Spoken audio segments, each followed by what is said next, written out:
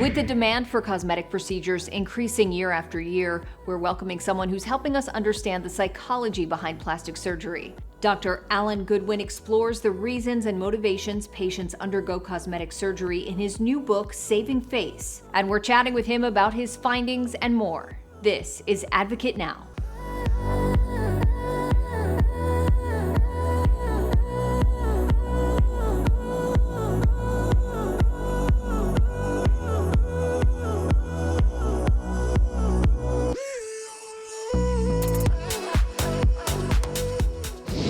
Well, Dr. Goodwin, we tend to talk a lot about plastic surgery trends and the popularity surrounding such procedures, but we rarely look at the motivation behind them. So what inspired you to dive into that in your new book?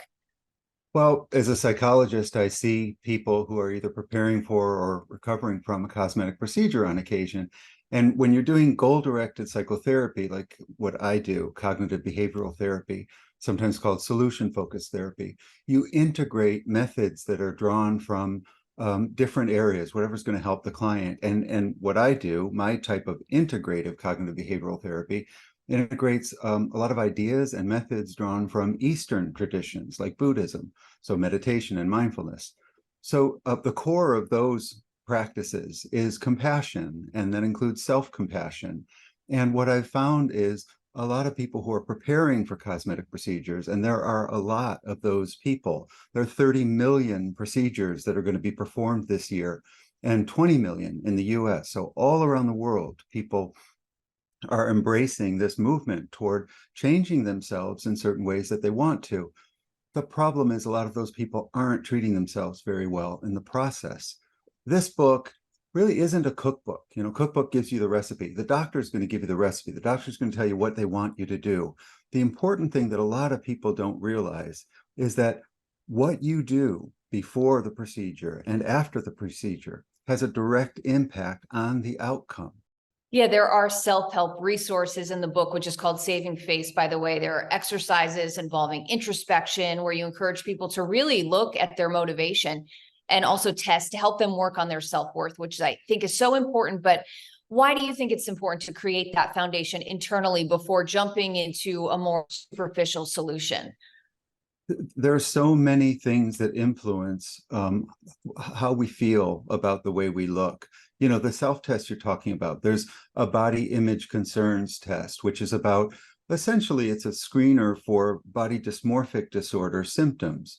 I don't help you diagnose yourself in the book, but I do have tests like that that help you get a sense of whether there are some vulnerabilities you're walking around with that may affect how prepared you are to make good decisions for yourself that are taking care of yourself in the process before and after the procedure. So the body concerns test is one. The self-consciousness measure is another. And that's related, but it's slightly different. That integrates more of this idea that, you know, we're so influenced a lot of the time by other people, you know, on social media or in our community, who are always, even with good intentions, giving us feedback about, boy, you look great today. You know, that's a nice thing, but it's also letting you know people are watching, you know? And so that test is really about helping you assess your sense of independence. Any good self-help book written by a psychologist should be empowering.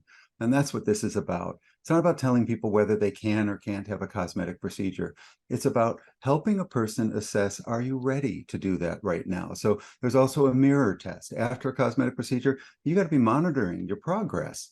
And the doctor's going to be relying on you to notice if the swelling is normal or if the bruising is normal or whatever you have. Some people can't do that. So there's a test that helps the reader assess, are they one of those people? It doesn't mean they can't have the procedure. It just means they should probably have someone around after the procedure that will be helping them. There's nothing wrong with covering your mirrors for a little while. There's another test that, what's the other test? Oh, the P test, which is about prickliness. You know, some people are kind of like roses. They're very delicate, and they also have prickers. And they have prickers because they're delicate. And there are reasons for that. For instance, some people who have been traumatized develop a kind of prickly way of being. And that's understandable, and we don't want to shame them for that. But if you're too prickly, you're much more likely to be too demanding. And if you're too demanding with a procedure that at its core is going to produce a result that is subjective. Most outcomes are not, clearly good or clearly bad. You have some choice in how you feel about the outcome.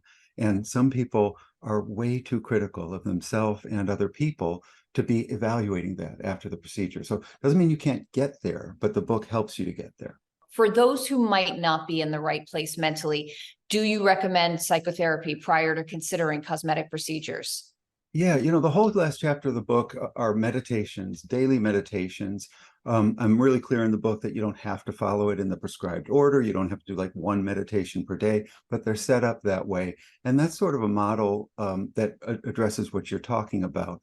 There are 2 weeks before and 2 weeks after, and each meditation for each day and the mantras attaching to them and the affirmations are directed at certain ideas that are relevant, like tend to be relevant 10 days before the procedure or 3 days after the procedure.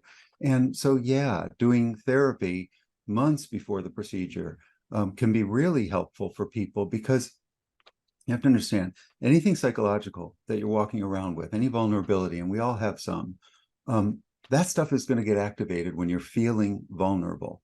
And you are 100%, no doubt, going to have periods of vulnerability leading up to the procedure and after the procedure. You know why? Because there's 100% likelihood that immediately after a cosmetic procedure, you will not have the outcome you were looking for.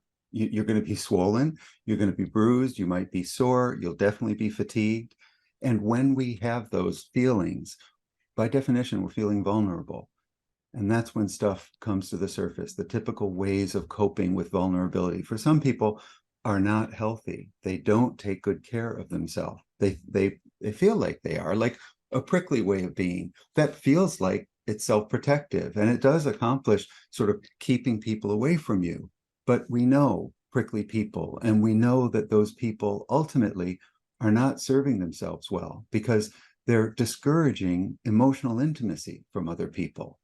Okay, so yes, psychotherapy can be very helpful before, and it can be very helpful after.